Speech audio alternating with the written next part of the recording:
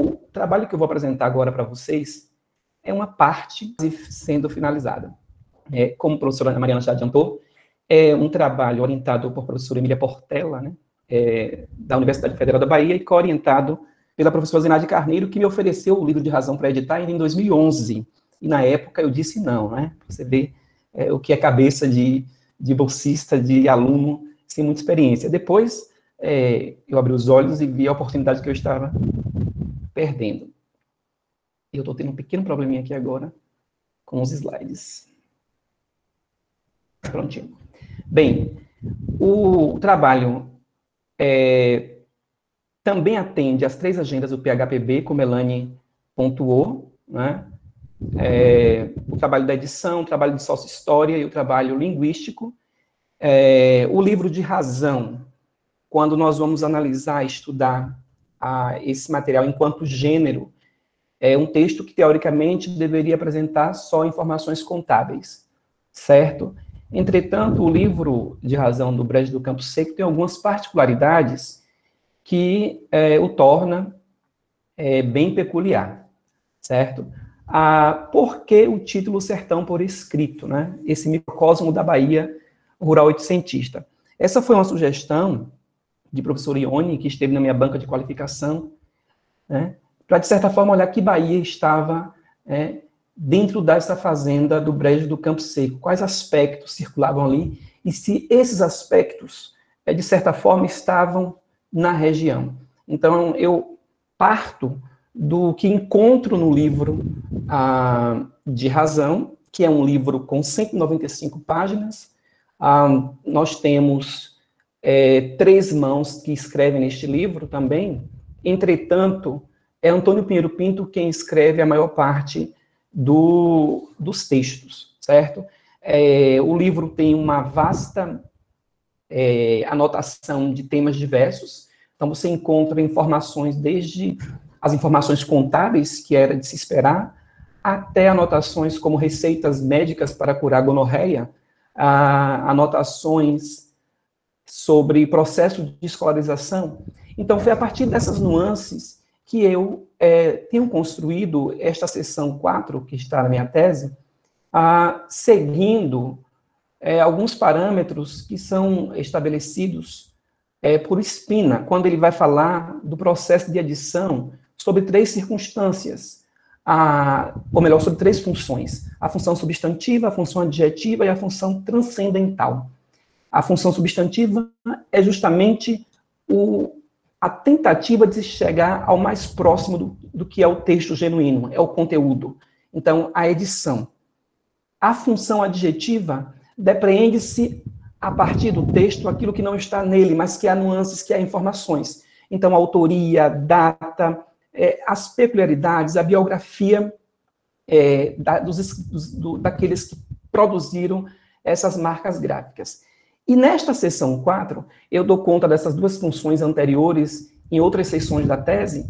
Na seção 4, eu justamente tenho tentado fazer o que Spina chama de função transcendental, que é quando o filólogo ou pesquisador, com um texto pronto, ele tenta se aproximar da comunidade, da sociedade onde esse texto circulou.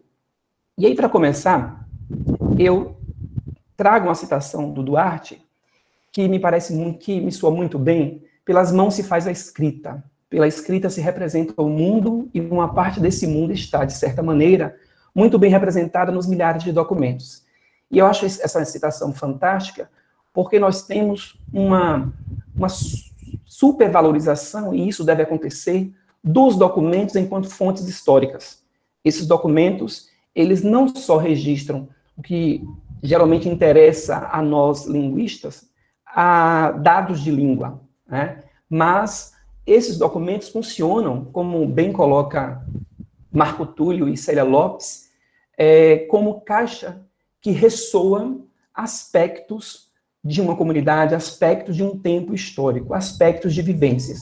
Então, é importantíssimo pensar nesses documentos históricos como um elemento que representa diferentes épocas, diferentes vivências, e essas épocas captadas, para nós linguistas, que nós chamamos de sócio-história, Isso influencia muito a compreender as motivações, por exemplo, de mudanças e variações de língua, né, captadas, obviamente, com todo um processo cauteloso através do texto escrito, que é nossa única fonte para captar sincronias pretéritas.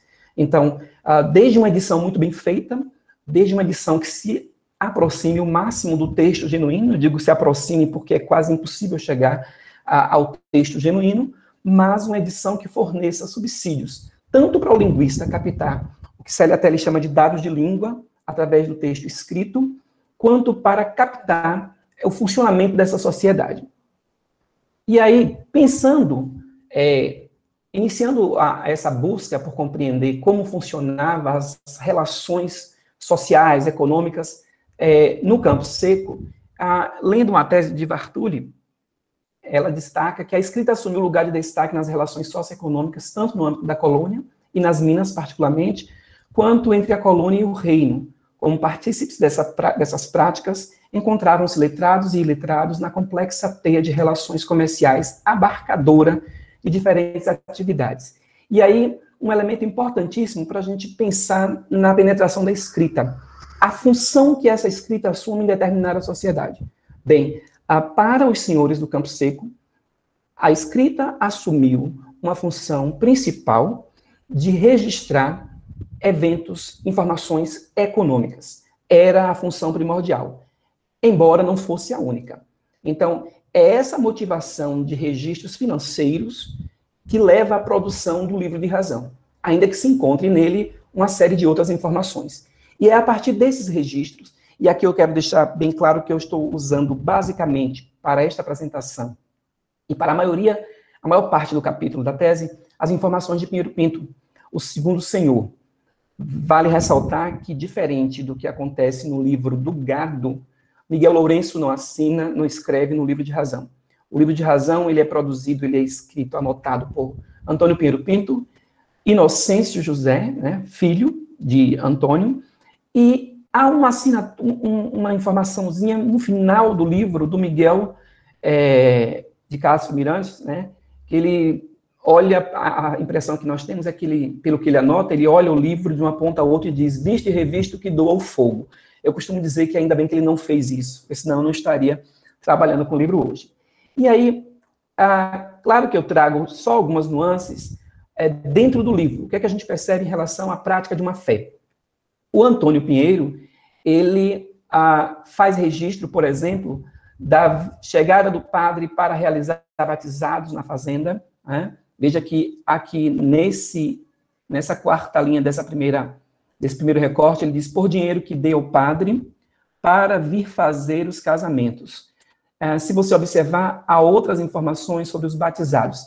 E é interessante perceber que mais tarde, na construção do sobrado, o Antônio Pinheiro constrói uma espécie de mini capela e ele encomenda todo o material litúrgico, né, a um dos seus compadres que traz, acho que o próximo slide é isso, que traz da Barra esses materiais. No fragmento da página 101, nós temos aí, dei de esmola para a capela do Senhor Bom Jesus, 2.000 pregos. Além dessas esmolas de 2.000 pregos, ele também cedeu um escravo em um determinado momento para ajudar na construção da capela de Bom Jesus. A presença dessa fé católica está presente, por exemplo, quando você acessa o testamento da matriarca da família Canguçu, e ela faz questão, já no início, como uma tradição, né, a tradição discursiva explica esse processo de escrita desses textos, né, de sua fé católica, da sua crença e de todos os trâmites para o seu enterro. Se a gente pegar, por exemplo, também o censo de 1872, salvo engano, Exupério Pinheiro, Canguçu, responde lá que tinha que professava a fé católica. E aí, mencionando aqui ainda, veja que ele faz, o Antônio Pinheiro, ele faz menção que ele recebe por mão do senhor capitão Isidoro Moreira Marques, vindo da Barra. Veja que ele fala de estola,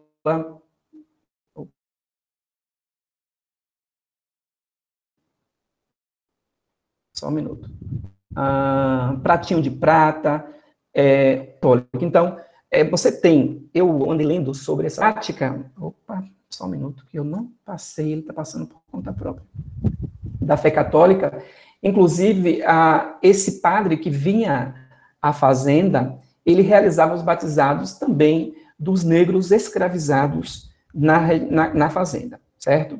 Bem, a edição me traz também algumas atividades econômicas praticadas na fazenda. E eu acho interessante mencionar que o livro do Licurgo, ele me deu, assim, muita base para tentar decifrar alguns elementos. Outros eu descobri que não era como o Licurgo chama, porque a gente entra aí num processo de edição, e o processo de edição de texto, a gente não lê o que acha que está lá, tem que se ler o que de fato, né, está escrito. E a gente percebe que na fazenda, a agricultura e pecuária domina. E isso é um reflexo do que acontecia na região. Então, para você ter uma noção, eu trago aqui nesse primeiro quadro os produtos que eu encontrei dentro do processo de edição, como esses nomes estão registrados na edição, né? Veja que boi aparece hora com I, hora com Y. Esses elementos eu olho lá na variação gráfica, né? Quando eu olho os grafemas, os grafemas, certo? Bem, na agricultura, nós temos a presença de arroz, farinha, feijão, açúcar, e é interessante mencionar que muitos desses produtos, além de servir a outras regiões, era também vendido no armazém que o Pinheiro Pinto mantinha na fazenda. E esse armazém determinava uma teia de relações de dependência daqueles que trabalhavam para Pinheiro Pinto, ou seja, ele tinha anotações de vários dos funcionários que trabalhavam, por exemplo, na construção do sobrado, né? Então, o único elemento que a gente não encontra, por exemplo, eu não encontrei nas anotações como um produto comercializado é o leite, mas os demais todos são encontrados como comercializado, carne seca, feijão, rapadura, certo? Bem, a medicina. Eu me lembro que a primeira vez que eu li, no processo de edição, que eu comecei a olhar o livro, eu me perguntei o que é que um senhor de terra quer anotando essas questões relativas à medicina. E aí a gente, quando vai analisar a questão da medicina no século XIX, não se chegava no meio rural a todos os benefícios, todas as descobertas. Então, o que é que alguns dos senhores faziam? Os manuais que eram escritos por acadêmicos, com receitas, alguns desses senhores anotavam, mas anotar essas receitas não significa imediatamente que esse senhor seja muito bonzinho. Na verdade, o latifúndio, ser proprietário de terra, obrigava, de certa forma, esses senhores a cuidar daquilo que lhe rendia lucro. E escravos, os escravizados, eu prefiro usar o termo escravizados, de alguma forma, ou melhor, era a base de sustentação dessa economia. Então, cuidar dos escravos, cuidar dos escravizados, era estar cuidando de um bem, de sua economia. E o Licurgo, o Pinheiro Pinto, ele faz uma anotação de receitas para curar, por exemplo, gonorreia, tem esse trecho aqui. A imagem não está distorcida, porque esse folho ele é muito ruim de ler mesmo, né? Para a mesma gonorreia, 1/4 de vinho branco, 4 libras de açúcar, uma gema de ovo, ele vai trazendo todas essas informações. É interessante perceber, eu costumo dizer que, ao que tudo indica, as anotações de Pinheiro Pinto sobre questões de medicina não ajudaram a salvar os escravos que ele perdeu em 1810 com uma doença chamada cãibra de sangue. Uma espécie de diarreia muito violenta que levou, se eu não estou enganado, 12 escravos dele, junto com uma seca muito grande que aconteceu neste período. Bem, entre os escravizados, eu localizei, dentro do livro de razão, aqueles que eram nomeados, como vocês podem ver aí, o Jacinto, Inês, ele chama Inês minha escrava ou minha cabra Inês. E é interessantíssimo que a escrava Inês, junto com o Jacinto, eles vão juntar dinheiro para comprar sua alforria. E o Antônio Pinheiro anota todo esse dinheiro que esses escravos que esses escravizados eles entregam para comprar alforria. E quando a gente vai analisar o contexto de Rio de Contas e Caetité, era uma prática comum, pelo menos pelo que se lê, tanto da Cátia Almeida quanto do Erivaldo Fagundes, nessa região, alguns senhores permitirem que alguns escravizados tirassem uma parte, ganhasse, né, pelos serviços prestados. Então, alugava-se um escravo, era comum em algumas fazendas, pelo que se lê, que esses escravos tivessem direito a uma parte daquele dinheiro recebido. E aí eles iam juntando.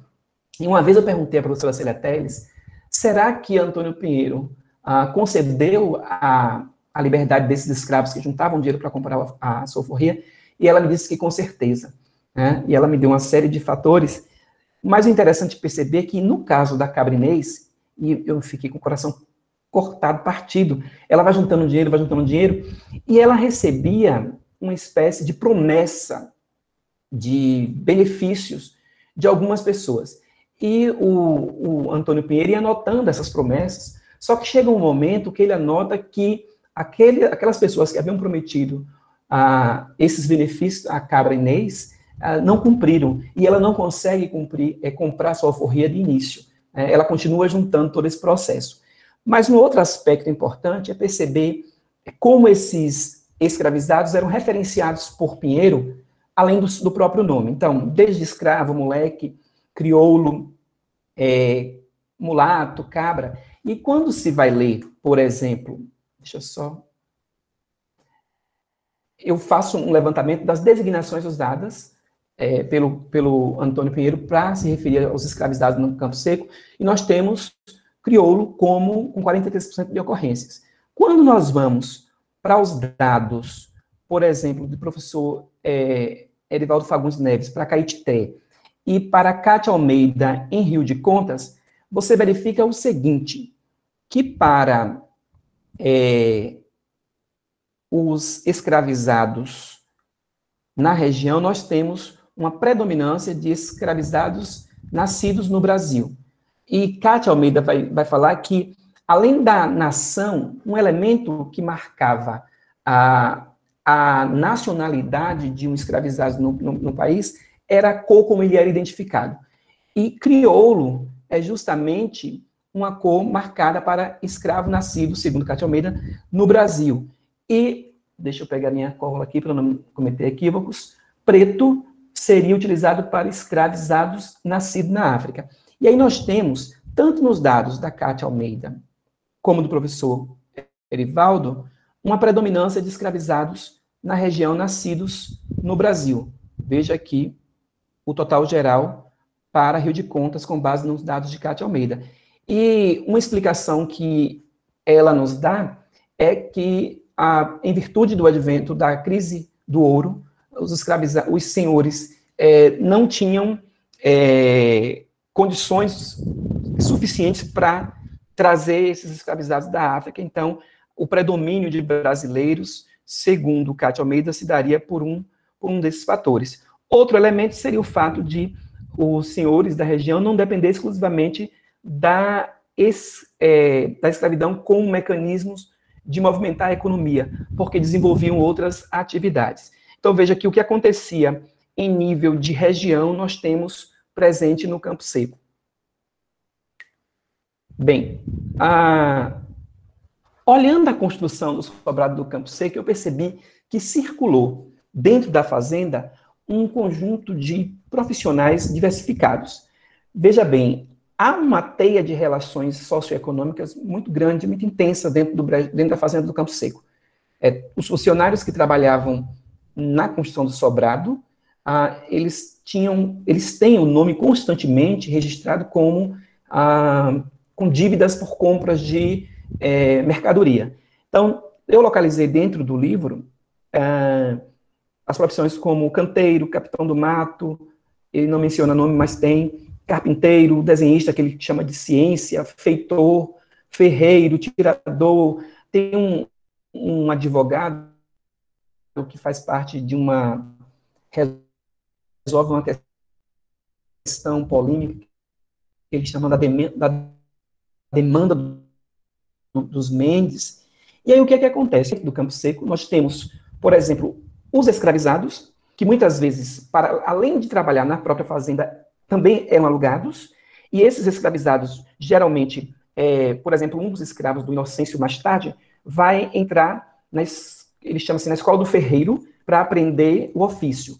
Qual era a intenção? Pegar esse escravizado mais tarde, substituir uma mão de obra supostamente assalariada, né? E também esse escravizado seria alugado para outras pessoas da região. E aí, pensando nessa teia de relações, de indicadores sociais, eu fui para também um trabalho do professor Erivaldo Neves e verificar a estratificação social no Alto Sertão entre os séculos XVIII e XIX. E ele faz uma escala que começa lá no topo da pirâmide de funcionários graduados, grandes comerciantes latifundiários, comerciantes varejistas e proprietários de terras de porte médio e grande, pequenos comerciantes, funcionários subalternos, meeiros, marginalizados, saltadores, pedintes, e lá na base, os escravizados. Pensando em Antônio Pinheiro como esse homem versátil, nós temos o próprio Licurgo, afirma, o Santos Filho, afirma que Antônio Pinheiro estava entre os grandes proprietários de terras, ele até afirma que ele tinha entre 80 e 100 escravizados. Eu consegui localizar 40 e poucos na escrita do livro. Então, você vê que o Antônio Pinheiro, ele está por aqui, né, nessa parte da pirâmide, né?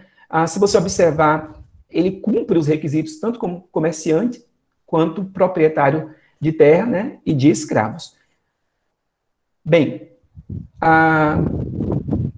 outro elemento que eu estou observando, só um minutinho, dentro do livro de razão, é a penetração da língua escrita. Como Antônio Pinheiro e como Inocêncio tiveram acesso à escolarização. E aí, para Antônio Pinheiro, nós não conseguimos nada sobre o seu processo de letramento. O que se sabe é o que nos informa Licurgo, que ele sabia o básico. Para Inocêncio, nós temos duas informações no livro de razão. A primeira aparece em 1802, quando ele anota: entraram na escola do mestre Tomás José da Costa, Inocêncio e Alexandre. Ele tinha entre 7 e 8 anos. Eu fui investigar esses agentes de letramento. Tomás José da Costa, a única informação que eu consegui descobrir é que possivelmente ele moraria em Caetité e era um professor, uma espécie de professor particular. É importante dizer que neste ano, em 1801, melhor dizendo, Licurgo afirma que já existia na região os professores régios. Entretanto, não foi com esses professores régios que Inocêncio começou a aprender as primeiras letras. Mais tarde, em 1810, 8 anos depois, há um novo registro. Entrou meu filho Inocêncio no estudo do mestre Inácio Ferreira da Silva. E aí, eu consigo mapear esse mestre Inácio em uma dissertação de Frutuoso, se eu não estou enganado. Eu descobri que existia uma devassa, mas eu não consegui acessar, mas eu descobri que ele era um padre, certo? Nascido, e aí eu vou pegar aqui minha pesca, na freguesia de Nossa Senhora da Conceição da Mata, certo? E o que ele ensinava? Aí, pelo termo de enterro, eu descobri, e aqui eu agradeço muitíssimo a Gardênia do arquivo de Caetité, de Rio de Contas, que ela conseguiu e fotografou. Muito desse material que eu consegui sobre esses agentes de letramento foi pelas tecnologias do WhatsApp. Ela me mandou, a gente fez, ela conseguiu contratar um fotógrafo na região, eu fiz o pagamento, então assim, foi muito bom, eu consegui muito material, e descubro que o mestre Inácio era um professor de língua latina, né, e ele dá aula a Inocêncio em casa, né? E aí eu fui analisar sobre esses processos, e é interessante dizer, por exemplo, que em 1801, quando Inocêncio começa a estudar, mesmo existindo os professores régios, a tese, ou a dissertação, salvo engano, do professor Luiz Carlos Araújo, se eu não estou enganado, Araújo Silva, ele me mostra que, nesse período, para a região de Rio de Contas, um pedreiro, e eu anotei o nome dele aqui, José Simplício, ele escreve à Câmara pedindo para ocupar a vaga de professor, porque naquela região não existia um professor de primeiras letras que fosse para educar os meninos e meninas. Então, veja que o que acontece na região é uma característica do processo de escolarização que concentrava os professores, principalmente nos grandes centros urbanos. Então, os grandes fazendeiros custeavam a educação de seus filhos, né?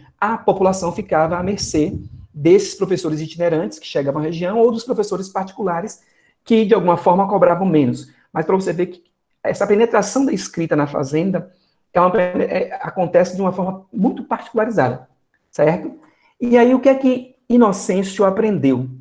Quando a gente olha a Licurgo, ele diz que Inocêncio aprendeu o básico, ler, contar e rudimento de latim. E aí, lendo um texto de Bittencourt, esse texto eu consegui pela tese do professor Clebson Oliveira, ele vai falando do contexto do Pedro Caetano, e o Pedro Caetano resolveu dar aos sobrinhos um mestre de primeiras letras, a quem foi recomendado não tocasse no menino. Imagino quanto isso não custou àquele mestre, acostumado, como era de usual, a fazer entrar o alfabeto à força de palmatoadas na cabeça das pobres crianças.